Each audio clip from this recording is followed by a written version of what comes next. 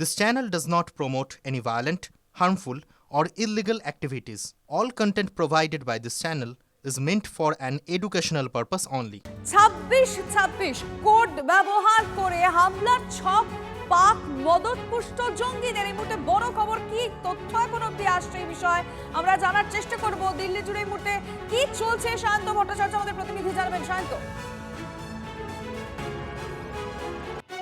দেখো, দিল্লি বিস্ফোরণের ঘটনা যেদিন ঘটেছিল তখনই কিন্তু এই সাংকেতিক শব্দগুলো ব্যবহার করে জঙ্গিরা যে নিজেদের মধ্যে কথোপকথন করছে এবং বিভিন্ন জায়গায় বিস্ফোরণ করার ছক করছে সেটা বুঝতে পেরেছিল দিল্লি পুলিশ এবং এনআইএ সহ গোয়েন্দা সংস্থাগুলি।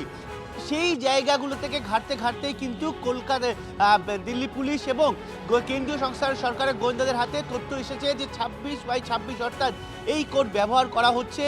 প্রজাতন্ত্র দিবসের আগে বড়সড় নাশকতার ছক রয়েছে অযোধ্যা রাম মন্দির এবং অন্যান্য মন্দির, মূলত ধর্মীয় স্থানগুলি, এমনকি দিল্লির গুরুত্বপূর্ণ জায়গায় বড়সড় বিস্ফোরণ এবং নাশকতার ছক কষেছে আইএসআইএস এবং জৈশ এ মোহাম্মদের মতো জঙ্গি সংগঠনগুলো।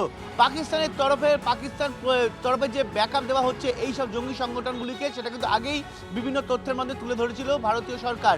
কিন্তু যেভাবে এই ছক কষা হয়েছে তাতে একদম মূলত হাতে তাদের প্রমাণ পেয়েছে যে এই 26শে জানুয়ারি যেহেতু গোটা দিল্লি নিরাপত্তায় মোড়া থাকবে, সে কারণে তারা কিন্তু ধর্মীয় স্থানগুলোকে টার্গেট করেছে এবং সেখানে যেহেতু সাধারণ মানুষের সমাগম বেশি হয়, ছুটির দিন থাকে, তাই সেখানে বড়সড় নাশকতার ছক কষে ভারত সরকারকে জবাব দেওয়ার পরিকল্পনা করেছে জৈশ এ মোহাম্মদ। এবং কথা বলে বোঝার চেষ্টা করি শান্ত, মানে দিল্লির পরিস্থিতি নিয়ে তারা কি মনে করছেন এই মুহূর্তে? কর্নেল দীপাংশু চৌধুরী রয়েছেন টেলিফোন লাইনে। কর্নেল, এই 26/26 কোড ব্যবহার করে কোথাও গিয়ে এই পাক মদতপুষ্ট জঙ্গিদের হামলা ছক করে এই গোটা দিল্লি জুড়ে এখন কি চলছে সেটা বড় প্রশ্ন। 6 জৈশ জঙ্গির পোস্টার ইতিমধ্যেই বিভিন্ন দিকে পড়েছে।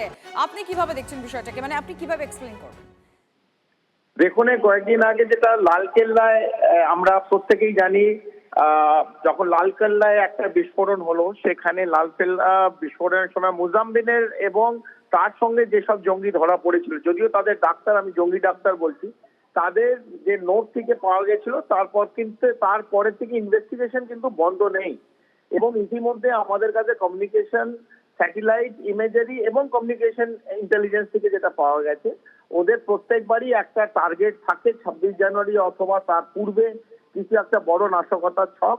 এবার আলাদা না, কারণ এবার ওখানে যিনি আছেন মোল্লা মুনি, আসিম মুনি, তার একমাত্র লক্ষ্য হচ্ছে ভারতে একটা অশান্তর একটা বিস্ফোরক, আবার একটা পেহেলগাঁওর মতন সিচুয়েশন করা। এবং ইতিমধ্যে আমরা দেখেছি যে জম্মু কাশ্মীরে ড্রোনের উপদ্রব, সীমা উল্লঙ্ঘন এবং যেভাবে কুপওয়ারা এবং ডোডা সেক্টরে, কিস্তাওয়ার সেক্টরে কিছুদিন আগে 3জন আতঙ্কবাদীকে দেখা গেছে তারা গুলি করেছে, আমাদের 7জন গ্রেনেডের স্প্লিন্টারে ইনজোর্ড হয়েছে। তো ওভারঅল যদি দেখা যায় তো ওখানে একটা নাশকতার ছক আছে। তবে আমার মনে হয় যেভাবে নিরাপত্তার ঘেরে দিল্লিকে ঘিরে রাখা হয় এই সময়, এয়ার স্পেস অথবা ল্যান্ড স্পেস, সেই জায়গায় বিশেষ কিছু করতে পারবে বলে আমার মনে হয় না। তবু চেষ্টা ওরা করতে থাকুক এবং যদি এই চেষ্টা ওরা সফল হয় তাহলে পাকিস্তান দ্বিখণ্ড হবে এবং পাকিস্তান অশান্ত হবে। পাকিস্তান থাকবে কিনা এটা নিয়েও যারা পাকিস্তান এস্টাবলিশমেন্ট চালাচ্ছে তাদেরও এটা চিন্তা করা দরকার। অনেক ধন্যবাদ কর্নেল।